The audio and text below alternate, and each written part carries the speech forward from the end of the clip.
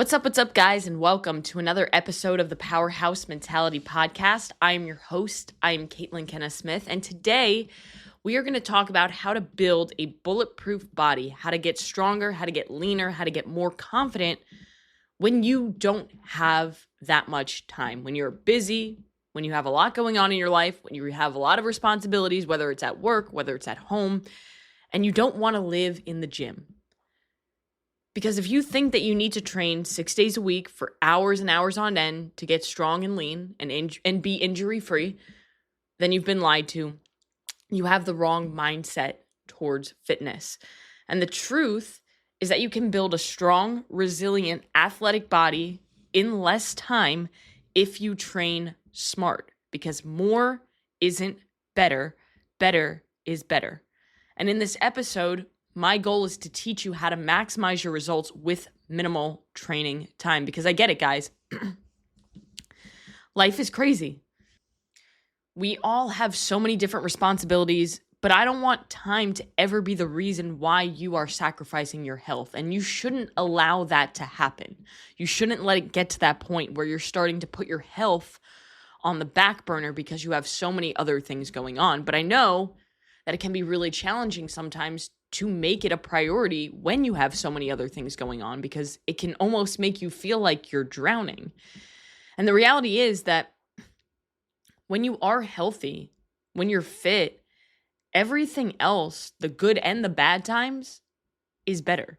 You are better. You're a better spouse. You're a better parent. You're a better employee, a better leader. You're better everywhere because health is your foundation. But unfortunately, because being healthy is hard, being fit is hard, making it a priority is hard and not the societal norm, it's usually the first thing that gets put to the back burner when life gets crazy.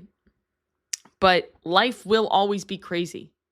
So you have to anticipate that, and you have to find a sustainable plan with your workouts, with your nutrition and recovery that fits your crazy lifestyle. And that doesn't mean it will be easy, but we can make it as simple as possible without overcomplicating or overdoing things.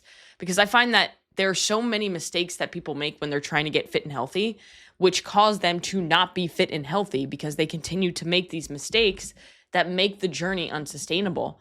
So people love to overtrain without recovering enough. Now, I hate the word overtraining because I truly believe that the concept of overtraining is overused and is not real. Overtraining isn't real, in my opinion, but there is such a thing as under-recovering. So you can add as much training volume as you'd like, but if you're not recovering from the training volume, you're not going to get results from the training that you're doing.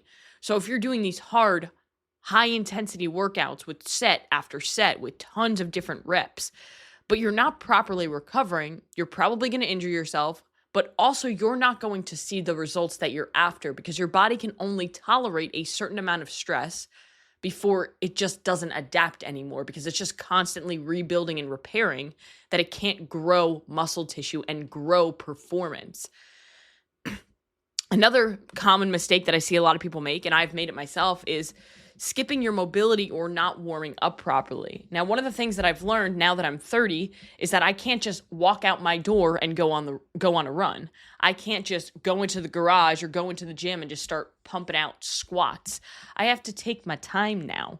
When I turned like 27, 28, that's when I started to realize like, hey, you need to actually make time to not only warm up properly, but prioritize mobility. And ever since I started doing that, I've been a better athlete. I've gotten better results because my movement patterns are better. So say I'm doing a squat now because my mobility and my strength is better in those full ranges of motion. I'm getting more out of the squat versus somebody who can't hit full depth in their squat because of their poor mobility patterns. But think about it. If you're not warming up properly and you hop into a workout ice cold, imagine putting an ice cold steak onto a screaming hot pan. Everything just tenses up and then you're at more risk for injury. Now, if you're constantly getting injured, then you're not going to get stronger and you're not going to be consistent in the gym because you're constantly having to take time off for being injured. Another mistake and probably the most common mistakes that I see people make is doing random workouts with no progression. Random shit equals random results, and in a random time frame, which is usually way longer than it needs to be or way longer than you want it to be, to the point where it's taking so long for you to see progress because you're not properly progressing in your training. So you give up, you quit, you change to something else, and you're never actually moving the needle forward. You're just kind of doing random work that isn't going anywhere. So instead, you want to do a proper workout program. And I've spoken about what that looks like on this podcast many times. And I will kind of touch on different things as we go forward in this podcast that'll maybe help you put together a workout program if you have no idea where to start. But don't just go into the gym and do random stuff. Have a plan, have a progression that you're following with that plan, making sure that you're constantly challenging yourself, because without challenge, there is no change. And if you want change in your body, you must change and challenge, okay? And the final common mistake that I see people make that keeps them weak, keeps them injured, and keeps them from making progress in the gym is relying too much on machines instead of dumbbells or barbells or odd objects like sandbags or even their own body weight. I like to say that these are true strength movements. So free weights are better than machines because they engage more stability muscles. So think your core, think like the little muscles in your ankles and knees and joints, and they improve balance and coordination and mimic real life movement patterns, which is going to lead to greater strength, greater mobility, and actually functional fitness that you can use in other areas of your life. Now, machines do have their time and place for beginners, or if you're trying to isolate a specific muscle and if you're training around injuries, but they will never contend with free weights. Now, if you're somebody who falls into one of those categories, the machines can provide some stability, making it easier for you to focus on muscle activation without worrying about balance, without worrying about stability, because obviously those things can limit us. But it can also be a really great tool to use for higher rep burnout sets so you can safely push to failure. Because if you were going to push to failure on a barbell back squat, it could get dangerous because of the stability that it requires to actually do that and how your form starts to break down. However, if you were going to do the same failure set on a leg press or on a hack squat machine, it would be way more safe for you to do. But free weights are always going to be the best way to build a strong, resilient body, especially if you're somebody who is busy and doesn't have a lot of time, which is what this episode is all about. You don't want to just be wasting your time on isolation machines. You want to get the most bang for your buck, and that's going to include doing more compound exercises that include free weights. But we'll get to that. So I want to share with you 3 keys to building a bulletproof body when you're busy and when you don't have a lot of time. So you need to get the most bang for your buck, right? You don't want to waste time, but you want to still get results. So number 1 is going to be strength training over cardio. Strength is the foundation for fat loss because muscle is the foundation of fat loss. But not just fat loss, longevity and building a strong, resilient body. You just get more bang for your buck when it comes to strength training versus cardio. The goal with strength training is to lift heavy, move well, and build real strength. And the best exercises for you to focus on are the squat, the deadlift, some sort of a press, whether it be an overhead press or a bench press, a row, and carries, like a farmer's carry or an overhead carry or a sandbag carry. You can do so many different things with that. But a carry is one of those things that people don't mention when they talk about compound movements. And if you don't do them, you're missing out. Now, if everybody in America did these exercises 1 to 2 times per week, we probably wouldn't be in a health crisis. We would probably be way more healthy. Because strength training isn't just about aesthetics. That's a big part of it. And that's usually the reason why people get into it. However, strength training is a powerful tool for longevity and for overall health. And I'm not just talking physical health, I'm also talking mental health. There have been recent studies that have come out that have shown that exercising, strength training, resistance training is more beneficial for depression and anxiety in the long term compared to therapy and compared to medication. And there's a lot less side effects to it too. And as we age, we naturally lose muscle mass, which leads to a slower metabolism, reduced mobility, and a higher risk of injury. And lifting weights helps to counteract this by preserving muscle and building muscle and strengthening the bones and the tendons and keeping you physically capable well into old age. So somebody who is 80 years old, who has strength trained their whole life, is going to be in a lot better position versus somebody who has never lifted weights in their life at the same age. And you'll be able to tell a difference because of the way that they're able to move throughout their life, but also that person who has never lifted weights, they're way, way more fragile. And once somebody who's elderly falls, generally they break a hip and they die soon after just because they are unable to recover. Somebody who has more muscle on them is in the opposite place. They're able to recover. They're able to come back from these things. But these are things that we don't think about when we're in our 20s and our 30s. But another thing that strength training does is it significantly improves insulin sensitivity, meaning that your body processes carbohydrates more efficiently.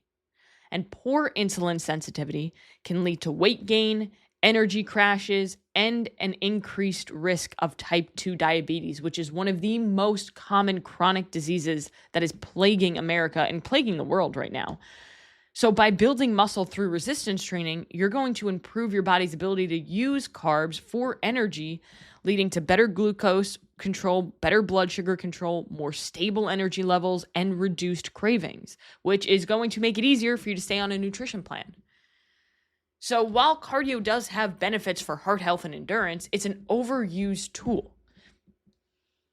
It does little to shape your physique. It does very little to boost your metabolism the way lifting weights does. So instead of relying on excessive cardio to burn calories, focus on progressive overload through strength training to teach your body how to burn more calories naturally on its own and to drive real, lasting, sustainable changes. So like I said, cardio can be a tool, but like any sort of a tool, it can be abused. So lifting should be the foundation of your training. Now, number 2, train smarter, not longer. Right? You don't need a 2-hour workout. You need to focus on intensity and efficiency with the workouts that you're doing. You don't need to be in the gym 6-7 days a week. In fact, that would be stupid for most people to do because you're not going to be able to properly recover from that because you have stress in your life as well.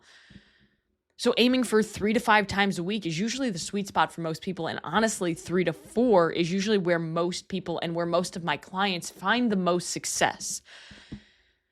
Now, more time in the gym doesn't always mean better results. Remember, better is better, not more is better. The key to building a strong, lean, and resilient body isn't long, marathon-like workouts. It's training with intention. It's training with efficiency. So instead of wasting hours just doing excessive sets, ineffective exercises, fluff work, or mindless cardio, you should be focused on quality over quantity. So like I said earlier in the episode, you want to prioritize compound movements, squats, deadlifts, overhead press, bench over rows, pull-ups, things that work multiple muscle groups at once because it's going to give you more bang for your buck in terms of strength, muscle growth, and calorie burn, okay?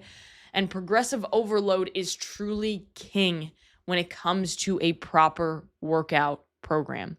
Your body adapts over time. So if you're lifting the same weights for the same reps every single session, you're maintaining, not progressing. Maintenance is great because you're not losing. However, most people go to the gym to progress, not to maintain. So you have to continually challenge yourself by increasing reps, increasing weight, increasing intensity, changing tempo, changing rest periods.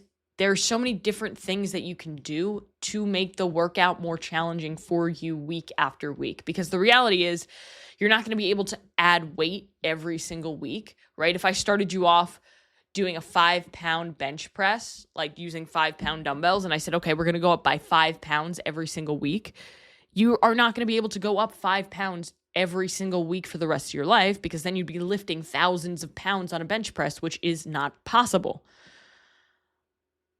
So you just have to focus on different variables and different tools that you can utilize when it comes to making the workout more challenging for you.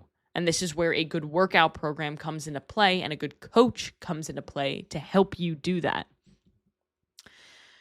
And speaking of rest periods, that is one thing that so many people ignore. You have to optimize your rest periods. You shouldn't be doing burpees. You shouldn't be doing fucking jumping jacks on your rest periods. For strength and power, you want to take 2 to 3 minutes between sets. For muscle growth and hypertrophy, you want to keep rest shorter at like 90 seconds, 60 seconds to maintain a little bit more intensity. But the reality is you need the rest periods because the rest period is what determines your results more than just the exercise itself. It's underlooked. Take your rest periods, optimize your rest periods. Don't do jumping jacks and burpees on your rest periods because you're not going to be able to do the next set at the high intensity that you need in order to see change. So you don't need more, you need better. You need to be more efficient during your set. Lift heavy and stay focused. Like I said, you don't need to spend 2 hours in the gym doing endless sets. And a lot of you who go to the gym and are there for 2 hours, the majority of your time, you're fucking lollygagging and you're scrolling on your phone. So have a well-structured 45 to 60-minute workout with intensity, proper programming that's going to get you better results than mindlessly training for twice as long. I promise you. If you train with purpose and you don't just try to chase a calorie burn, you don't just try to chase sweat, you don't just try to chase soreness, you're going to be good because a workout that leaves you completely exhausted isn't necessarily an effective one. So instead of chasing fatigue, focus on strength, execution, and recovery to ensure that you're training hard and you're also allowing your body the time that it needs to rebuild and come back stronger. Efficiency is really the name of the game when it comes to your workouts. Train with intention, challenge yourself, and you're going to see your results skyrocket without wasting unnecessary time in the gym.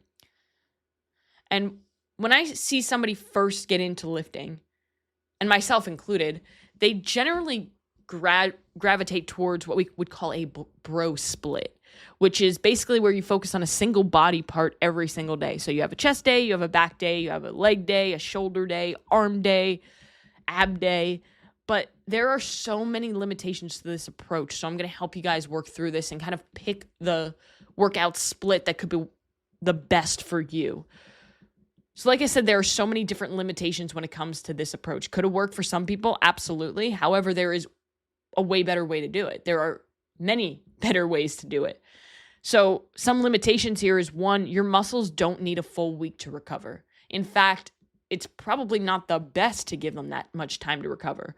Muscle protein synthesis, which is how our body builds muscle, is elevated for 48 to 72 hours after a lift. For experienced lifters, it's actually closer to 24 hours. So waiting 7 days to hit the same body part again is kind of counterintuitive because you want to keep muscle protein synthesis happening as much as possible. And it's just not ideal to spread out your volume throughout the week like that. Ideally, when it comes to volume, you want to do 10 to 20 sets per muscle group per week. Obviously, if you're more advanced, you do closer to 20. If you're more beginner, you do closer to 10, or you find the sweet spot for you, which is going to be different for everybody based on where they're at in their life and where they're at in their training age.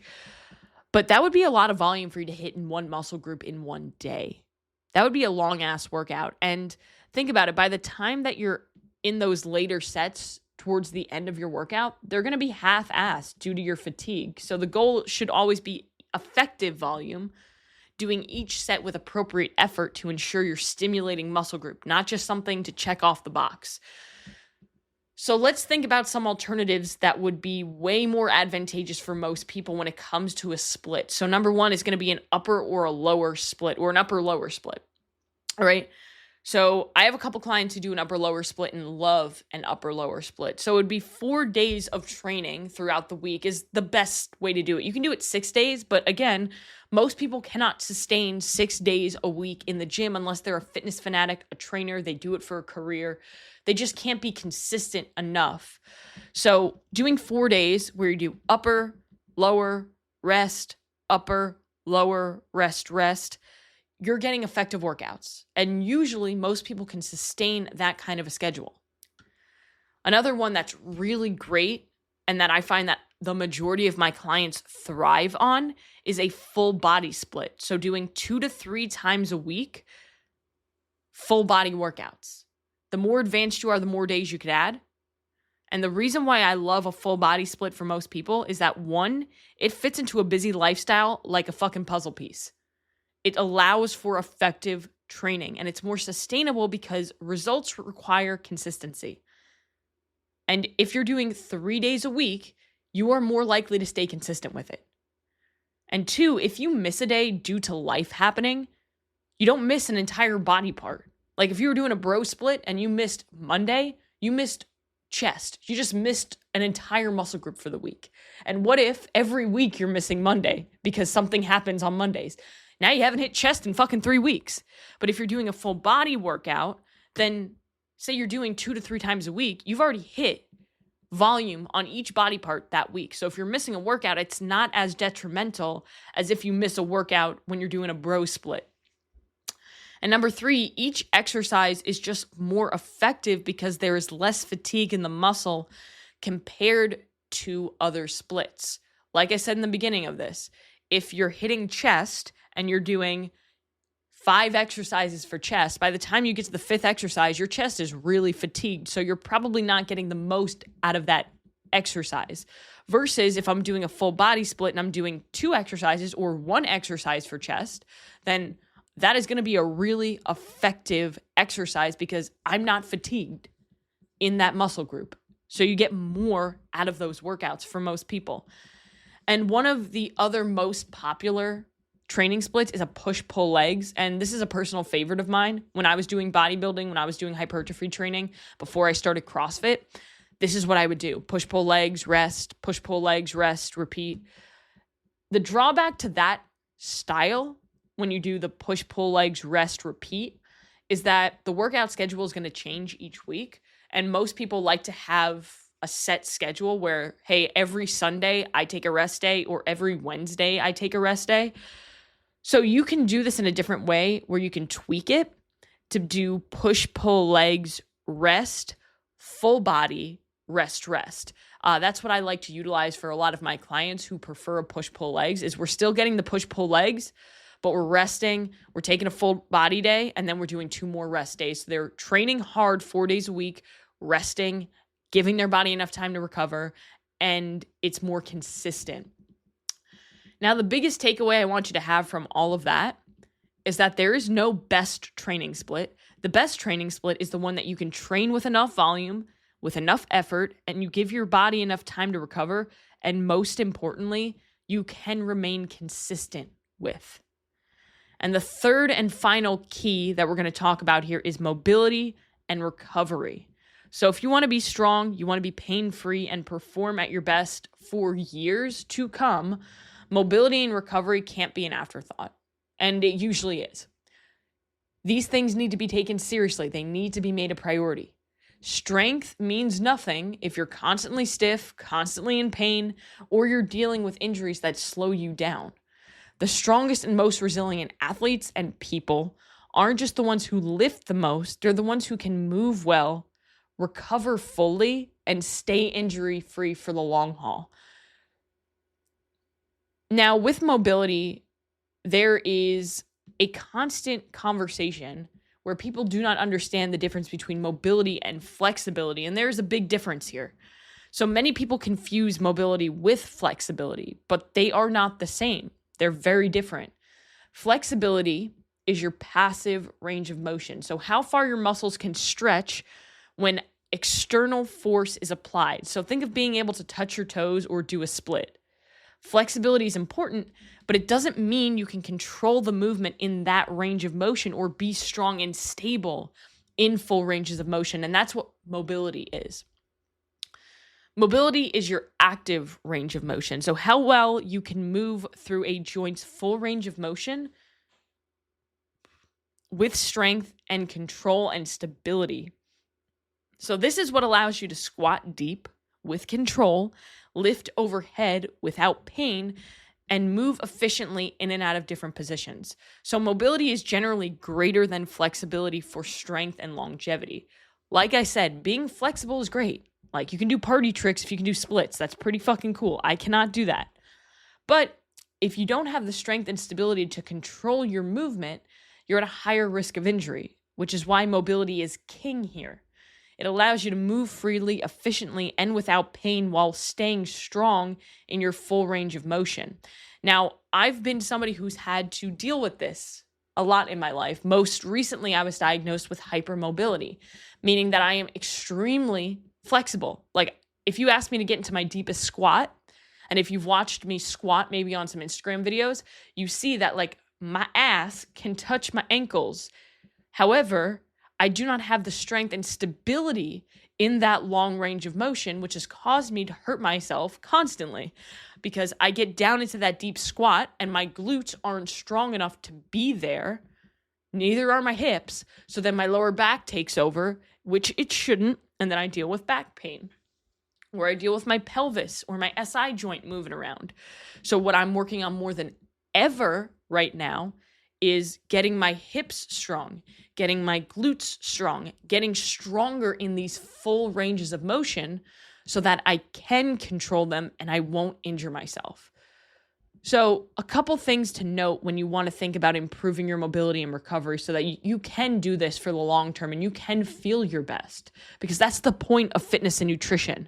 Fitness and nutrition should improve your life, period, end of story. So you want to prioritize joint health and stability, like I said I'm doing right now. Strong mobile joints keep you lifting longer. So you want to work on hip mobility, ankle mobility, shoulder, thoracic spine mobility to prevent pain and stiffness. And there are so many great resources you can use to find things like that. Personally, I do have somebody, a PT that I work with, Dr. Lee, who helps me with this, but I also use an app called GoWOD, which is a monthly subscription. I think it's like $12 a month, 100% worth it because it gives you all the mobility routines that you need. And it gives you a test that you can take to test where your mobility is at, and you can constantly retest. And it even prioritizes a routine based on what your weakest points are. Not a sponsor, but something I've used for 3 years that I love and that my clients who use also love. You also, when you're warming up, this is a mistake that a lot of people make, is they do static stretching. So when you're warming up, I want you to think dynamic stretching. I want you to stretch like you're about to move. You want to be explosive. So before training, you want to focus on movements that activate and mobilize your joint. Think deep body weight squats, some hip openers, thoracic rotations, rather than just passive stretching, because you're just lengthening the muscle, and that will cause a potential injury during your workouts because things aren't moving, they're not lubricated, they're just stretched. But passive stretching is better post-workout or in the evenings before bed to relax the body a little bit. And when you're training, make sure you are training with full ranges of motion. Don't cut your reps short. Do your squats deep enough.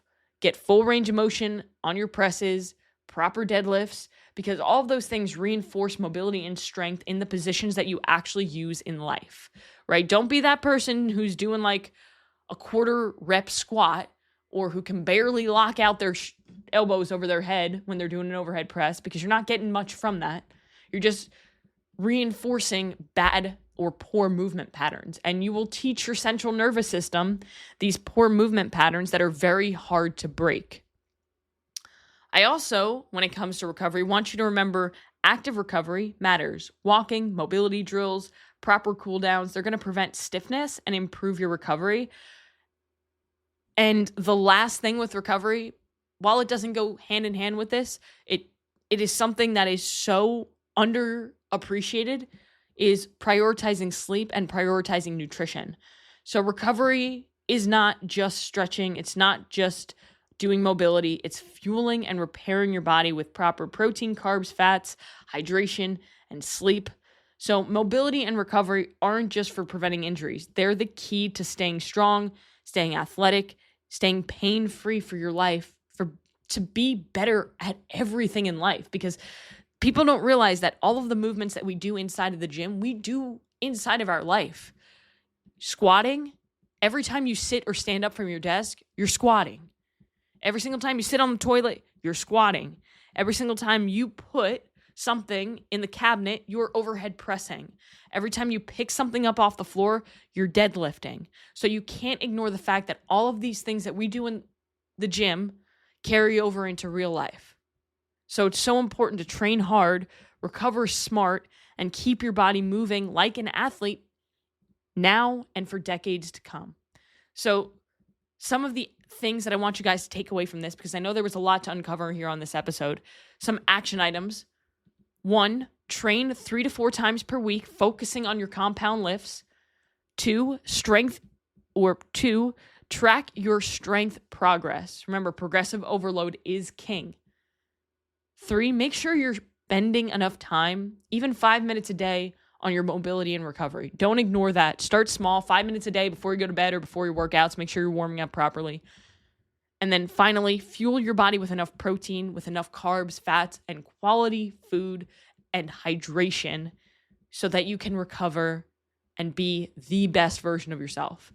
So if you want to be strong, you want to be lean, you want to be injury-proof, train like an athlete and not train like a hamster constantly running on a wheel chasing a calorie burn, there is a link down below to apply for coaching. I'm taking on 5 new coaching clients. We do individualized programming. We work through mobility. We work through injury prevention. My goal for all of my clients, for all of my athletes, for everybody that I work with is to have them be injury-free and move like they never thought that they can move before and do things they never thought that they can do, to be strong, to be confident, but also to feel good. So share this episode with somebody who needs to hear this message, because we want to spread the mission of the Powerhouse Mentality to help one person get real results at a time. So go out today and do one thing that's going to take you one step closer to where you want to be.